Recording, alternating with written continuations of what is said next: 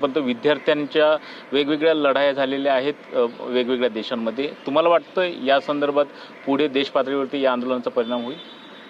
नाही, खरं म्हणजे विद्यार्थ्यांचं हे आंदोलन आहे, अजून इतर पक्ष सहभागी व्हायचे आहेत, पण याचा दीर्घकाळ परिणाम भारतातल्या जनतेच्या मनावर राहील। निश्चितच धन्यवाद आमच्याशी बोलल्याबद्दल। तर हे होते जयंत पाटील। आणि ज्या पद्धतीचं आंदोलन आहे या आंदोलनाच्या विद्यार्थ्यांच्या आंदोलनाचा देशभरात परिणाम होईल अशा पद्धतीचा पंतप्रधान मोदींच्या निवासस्थानाजवळ राहुल गांधी यांचा ठिय्या अद्यापही या ठिकाणी आहे। केंद्रीय मंत्री जितेंद्र सिंह यांनी राहुल गांधींची या ठिकाणी भेट घेतली, मात्र त्यानंतर सुद्धा काँग्रेसनं आपलं आंदोलन या ठिकाणी सुरू ठेवलेलं आहे।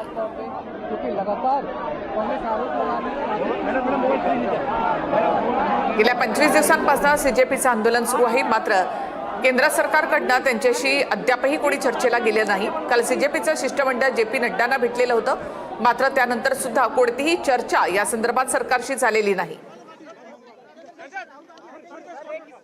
काल लाठीचार्जमध्ये जे विद्यार्थी जखमी झाले त्यांची विचारपूस जेपी नड्डांनी केली, मात्र त्यानंतर जखमी झालेले विद्यार्थी पुन्हा एकदा आता जंतर मंतरवर येऊन बसलेले आहेत।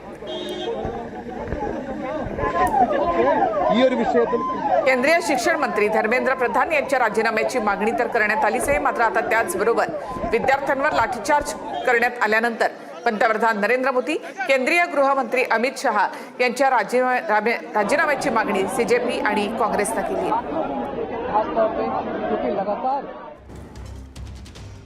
राज ठाकरे यांनी या संदर्भामध्ये एक पोस्ट लिहिली आहे, त्यामध्ये ते काय म्हणतायत ते आपण पाहूया।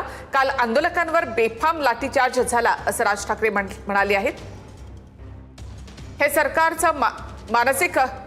सरकारच मानसिक रुग्ण झालेलं आहे आणि त्यांनाच रुग्णालयामध्ये भरती करण्याची गरज आहे असं राज ठाकरे म्हणतायत। काल पंतप्रधान हा मुद्दा सोडून सगळं बोलले। मोदी पंतप्रधान असताना विद्यार्थ्यांचं आंदोलन निर्दयीपणे चिरडलं गेलं हे इतिहास लक्षात ठेवेलच। धर्मेंद्र प्रधान आणि सरकारचा इगो यापेक्षा या देशातील विद्यार्थ्यांचा आक्रोश महत्त्वाचा आहे। परीक्षा पे चर्चाऐवजी विद्यार्थ्यांशी चर्चा करा असं राज ठाकरे म्हणाले।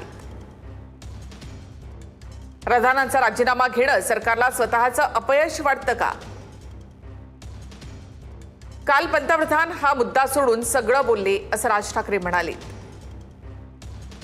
लोकांच्या मनात सरकारच्या कारभाराबद्दल राग आहे असंही राज ठाकरे यांनी म्हटलं आहे। तर राज ठाकरे यांची ही पोस्ट आहे आणि त्यांनी सरकारला या संदर्भात काही प्रश्न देखील विचारलेले आहेत।